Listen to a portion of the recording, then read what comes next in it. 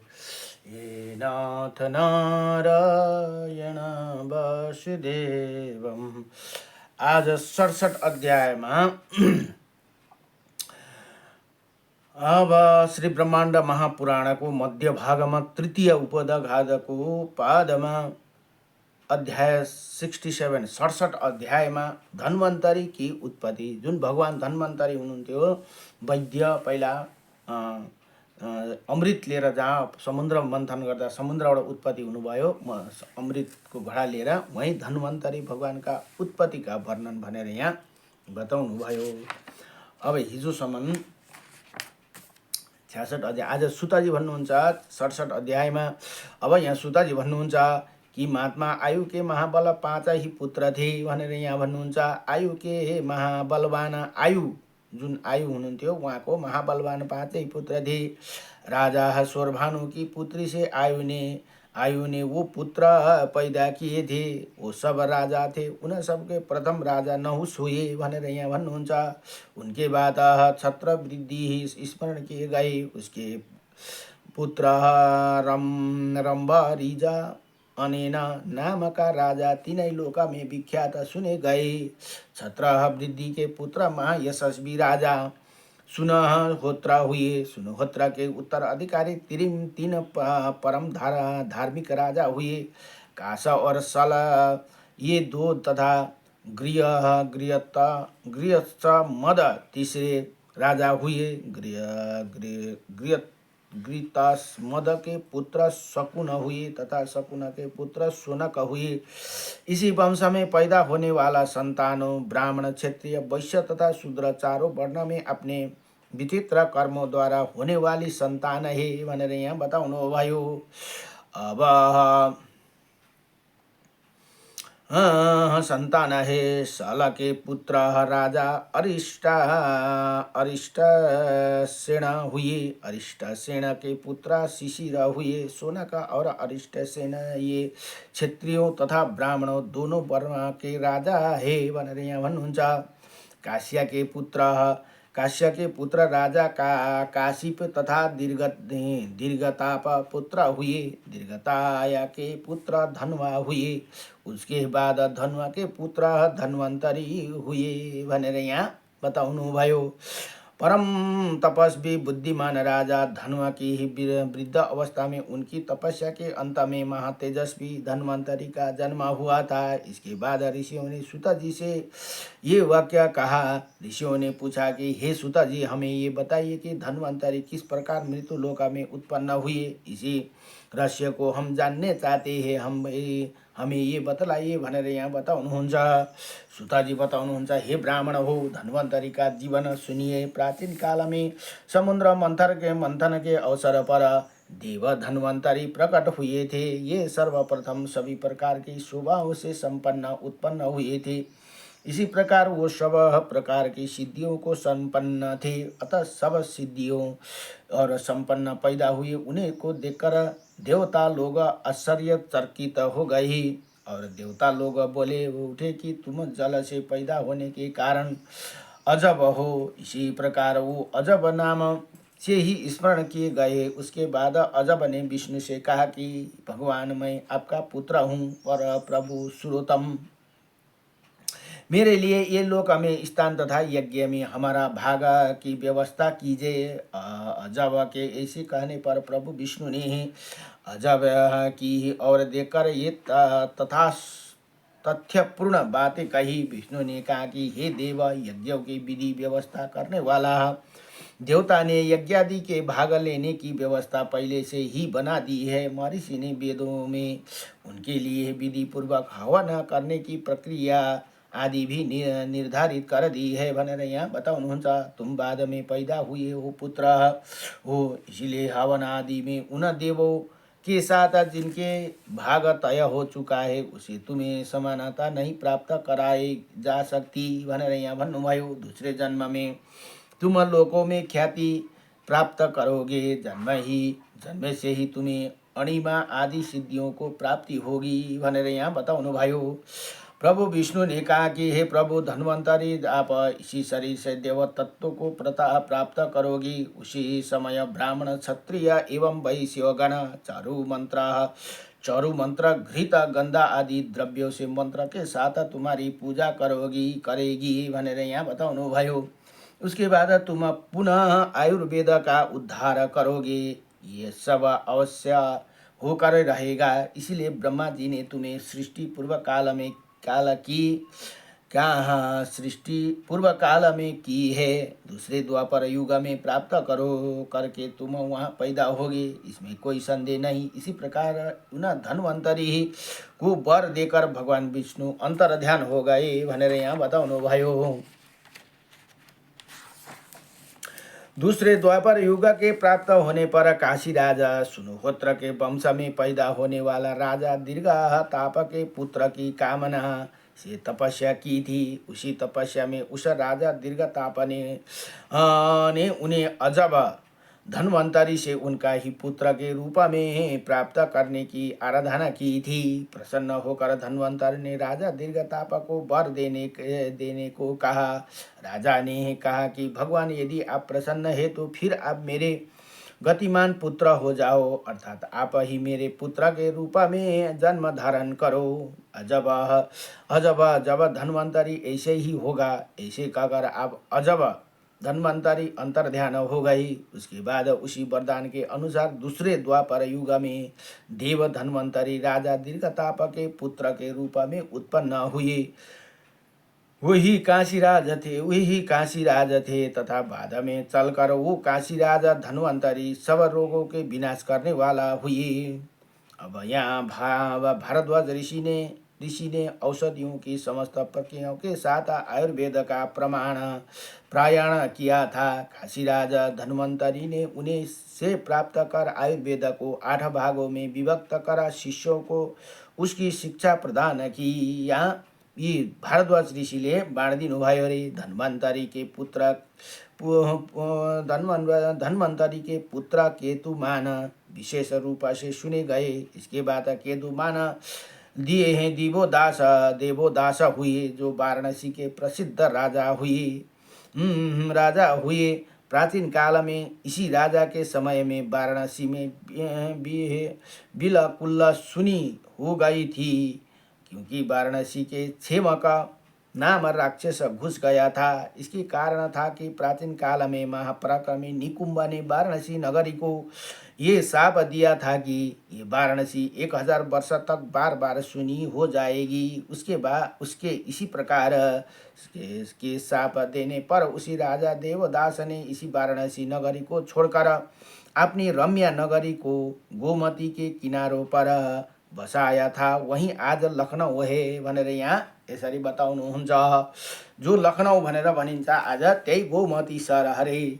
ऋषियों ने पूछा कि हे सुता जी, प्राचीन काल में निकुंभ ने वाराणसी को क्यों शाप दिया था?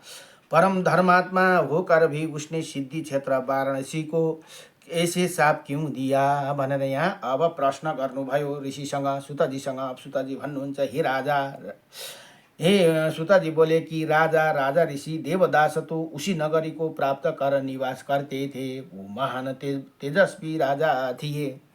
इसी समय महेश्वर शिव ने पार्वती के साथ पत्नी संबंध स्थापित किया था तथा देवी ही पार्वती ने प्रसन्न करने की दृष्टि से अपने ससुर हिमालय के घर में ही निवास करते थे। देवादि देव महादेव जी का आज्ञा से उनका अनेकों रूप धारण करने वाली महान तेजस्वी पार्षदगण विचित्र रूप धारण कर देवी पार्वती को प्रसन्न किया करते थे।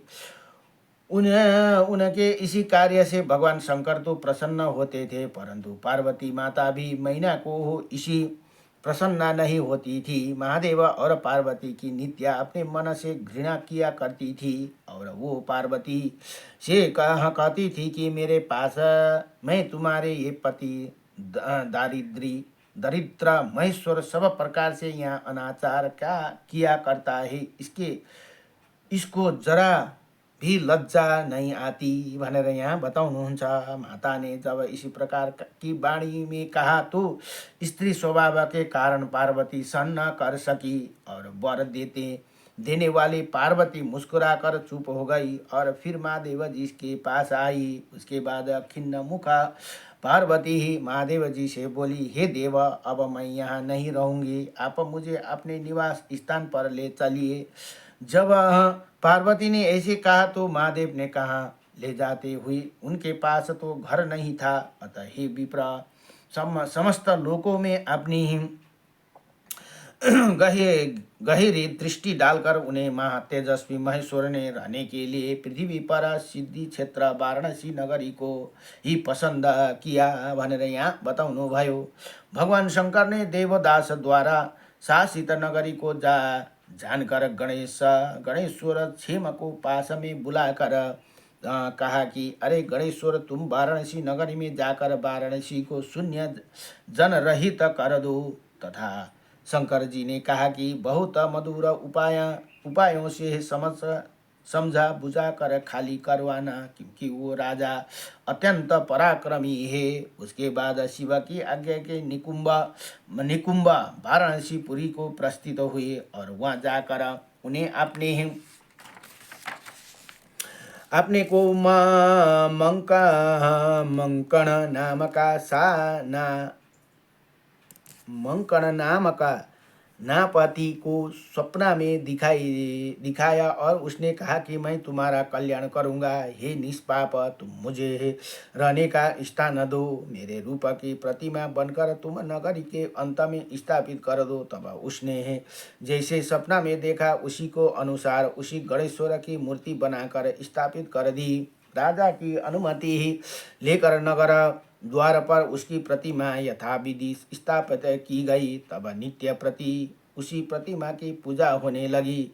नित्य गंधा धूप बाल्या खिलों और फेंकने के योग्य सुगंधित द्रव्यों अन्य आदि द्वारा उनकी अद्भुत पूजा होने लगी। इसी प्रकार वो नित्य गणेश्वर पूजे जाने लगे। उसके बाद जो पूजा करते थे उन नगर निवासियों को वो गणेश्वर हजारों वर प्रदान करते थे कि वो किसी को पुत्र को प्रदान करते थे, तो किसी को सुवर्ण, किसी को आयु आदि प्रदान कर सबके सब कामनाओं को पूरा करते थे। राजा भी श्रेष्ठ रानी सुयसा नाम की विशेष रूप से प्रसिद्ध थी। वही साध्वी रानी भी लोगों द्वारा प्रेरित होकर पुत्र की कामना से वो वहाँ आई और बहुत अधिक पूजा करके देवी ही सुयसा ने उन गणेश्वर से ही पुत्र की यातना की। इसी प्रकार बार बार आकर सुयसा ने गणेश्वर की पूजा की और पुत्र प्राप्ति का वर मांगा, परंतु निकुंभ ने पुत्रों को प्राप्ति होने का वर प्रदान नहीं किया भनेर यहाँ बताउनुहुन्छ। अब उनसे सोचा कि यदि मैं रानी को वर नहीं दूंगा तो राजा क्रोधित हो जाएगा, तो मेरे नगर खाली करने का वाला कार्य सिद्धि हो जाएगा। इसी बाद बहुत समय के बाद अंत में राजा क्रोधित हो गई। अब राजालाई क्रोध दिलाउनको लागि ती निकुम्भ राक्षस से गणेश्वर का रूप भएर त्यहाँ बसेका थे रे। और राजा ने कहा कि ये भूत हमारे नगर के द्वार पर रहकर सब नगरवासियों को वर प्रदान करता है, प्रसन्न होकर उन्हें सैकड़ों वरदान देता है, परंतु हामी कोई वर नहीं देता है भनेर राजालाई यस्तो अब उनलाई क्रोध आउन थाल्यो। मेरे द्वारा मेरे नगरी में इसकी नित्य पूजा की जा रही है। मेरे पत्नी ने पुत्र हेतु इसका अनेकों बार पूजा की है, फिर भी ये कृतधन अहसान फरामोश खदू मुझे एक पुत्र नहीं दे रहा है, अतः मेरे पास इसकी कोई किसी का प्रकार पूजा नहीं की जा सकती। उसके कारण ऐसे मैं अब इसी दुष्ट आत्मा का स्थान नष्ट कर दूंगा। ऐसे निश्चय कर उसी दुरात्मा को कुटिल राजा ने दुर्बुद्धि वश होकर गणेश्वर निकुंभ का स्थान नष्ट कर दिया। आपका स्थान नष्ट देकर प्रभु निकुंभ ने राजा को शाप दिया कि जिस बिना किसी मेरे अपराध के तुमने मेरे स्थान को नष्ट कर दिया है, अतः तुम्हारे इसी अपराध ने तुम्हारा यही नगरी अचानक शून्य हो जाएगी भनेर ती निकुंभ जो गणेश्वर का भएर जानुभएको थियो निकुम्भ। उनीले त्यसरी श्राप दिनुभयो रे। उसके बाद उसके अब पिताजीले भनेर पठाउनु भएको थियो उनलाई, गणेश्वरलाई, अनि ती निकुम्भलाई। उसके बाद उसके उसी शाप से तब वही वाराणसी नगरी सुनी हो गई। उसी नगरी को शाप देकर निकुम्भ भगवान शंकर को उसी नगरी में लेकर आया। देवादिदेव महादेव उसी नगरी को देवी का विभूतियों द्वारा निर्माण किया। तब फिर उसी नगरी में देवी पार्वती भगवान शंकर के साथ रमण करते रही। अपने भवन को देखकर देवी पार्वती नित्य आश्चर्य होता था। जब वो उसी भवन में देवी पार्वती को रमण में संतुष्टि नहीं होती थी तो उन्हें शंकर जी को अन्यत्र चलने को कहा। तो शंकर जी ने कहा कि हे देवी पार्वती, मैं अपने इसी घर को नहीं छोड़ूंगा, क्योंकि ये मेरा घर अभी मुक्ति ना छोड़ने वाला है। इसी प्रकार उन्हें हंसकर ये कहा कि ये मेरा अभिमुक्ति घर है। अभिमुक्ति क्षेत्र भनेको त्यही कारण है, वाराणसीलाई अभिमुक्ति क्षेत्र पनि भनिन्छ। अत्र इसके छोडकर मैं दूसरी जगह को कहीं नहीं जाऊंगी भनेर यहाँ भगवान शिवजी भन्नुहुन्छ। शंकर जी के जी ने पार्वती से कहा कि हे भाविन, तुम यही इसी अन्य अत्यंत उत्तम क्षेत्र मेरे साथ रमण करो। इसी प्रकार जब शंकर जी ने उसी नगरी को महादेव अनुमुक्ति कहा, इसी प्रकार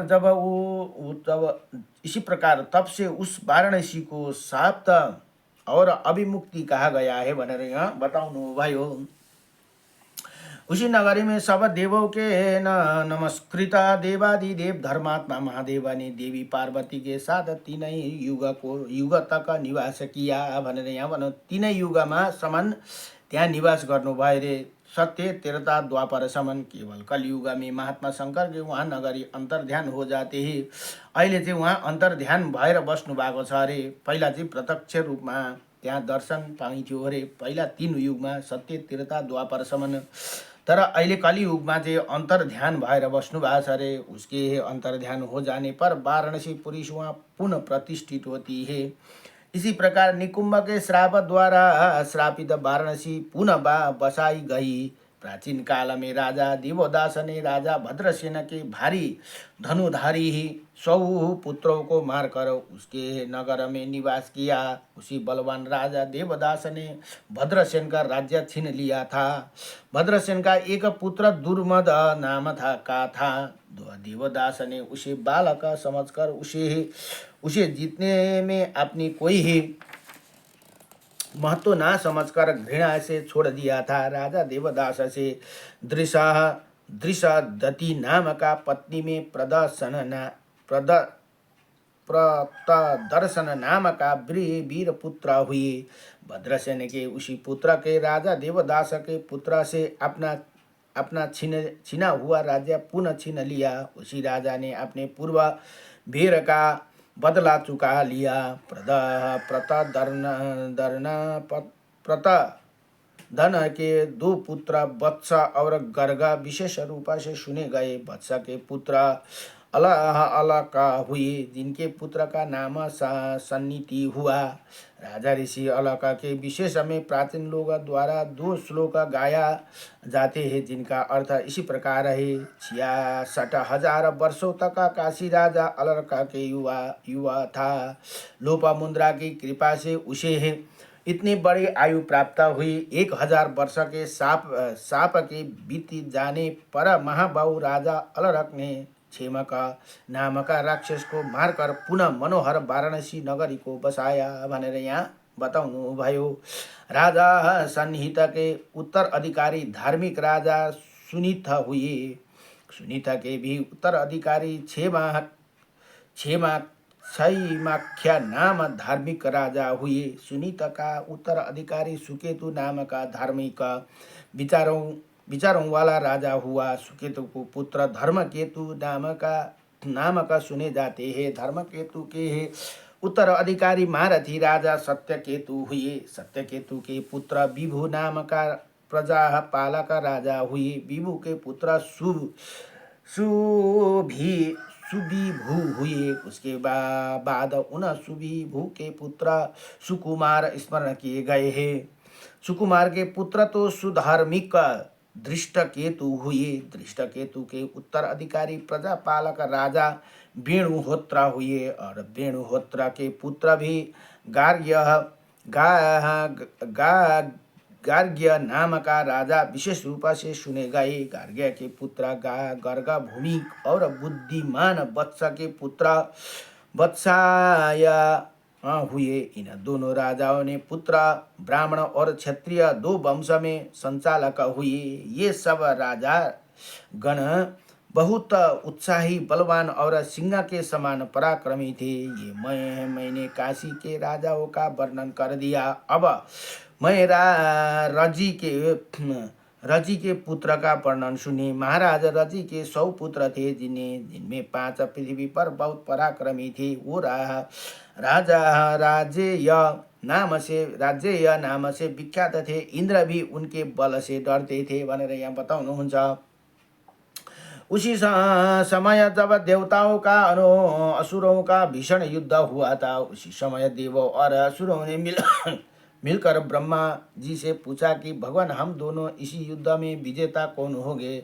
हे हम सब लोग स्वामी, हम आप आपस में सुनना चाहते हैं। ब्रह्मा जी ने कहा कि जिनके लिए महाराज रजी युद्ध में आयुध धारण करेगी, वही तीनों लोका में परम विजय प्राप्त करोगी, इसमें कोई संदेह नहीं। उसके बाद ब्रह्मा जी के कहा कि जहाँ पर राजा रजी है वहीं पर लक्ष्मी है, जहाँ पर लक्ष्मी है वहीं पर घृति धरिया है, तथा जहाँ घृति है वहीं पर धर्म है, और जहाँ धर्म है वहीं पर जीत है भनेर यहाँ बताउनु भयो। उसके बाद उन देवों और दानवों ने रजी की जीत की बात को सुनकर अपनी अपनी जीत को इच्छा से स्तुति करते हुए महाराज रजी के पास गमन किया और अत्यंत प्रसन्न मन से उन देवों और दानवों को राजा रजी ने निवेदन किया कि आप हमें जीत का वरदान दीजिए। देवों के ने कहा कि आप हमारे लिए धनुष धारण कीजिए। दानवों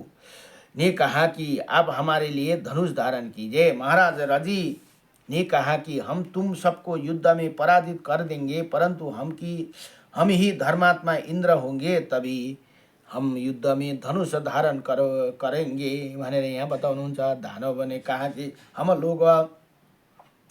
लोगों के इंद्र प्रहलाद है, उन्हें ही विजय हम सब चाहते हैं, परंतु हे राजन, इसी ही समय आप देवों द्वारा प्रेरित कथन पर स्थिति रहिए, अर्थात हम आपको इंद्र पद दे सकते हैं, आप हमारे साथ रहिए। ये दानव ने कहा रहे थे। तब तक देवताओं ने आप ही विजय पर्यंत हमारे इंद्र होंगे, ये कहकर देवों ने उन्हें निमंत्रण दे दिया। राजा ने देवताओं का निमंत्रण स्वीकार कर लिया। देवताओं और इसी निमंत्रण को स्वीकार कर ब्रजपाणी देवराज इंद्र ने देवता देखते देखते ही सभी दानवों का संहार कर डाला। इसी प्रकार उस जितेंद्रिय प्रभावशाली महाराज रजी ने समस्त दानवों को मारकर देवों को नष्ट हुई राजलक्ष्मी का उद्धार किया। उसके बाद देवताओं के साथ राजा इंद्र उन महाराज रजी से इसी प्रकार बोला, हे महाराज, मैं आपका पुत्र हूँ। इसके बाद फिर इंद्र ने कहा कि हे राजन, आप सब देवताओं का इंद्र है, इसमें कोई संदेह नहीं। हे शत्रुहंता राजन, मैं इंद्र आपको पुत्र के रूप में प्रसिद्ध होंगे। ऐसी बात सुनकर और उसकी माया से ठगे जाकर प्रसन्न महाराज रजी ने कहा कि ठीक है। उसके बाद देव सदर्श उस राजा रजी के स्वर्ग सिधारने पर उनके पुत्रों ने इंद्र से उसका सारा अधिकार छीन लिया। इसी प्रकार इंद्र के स्थान पर महाराज रजी के 100 पुत्रों ने अपना अधिकार जमा लिया और एक साथ अनेकों प्रकार का समस्त स्वर्ग को आक्रांत कर दिया।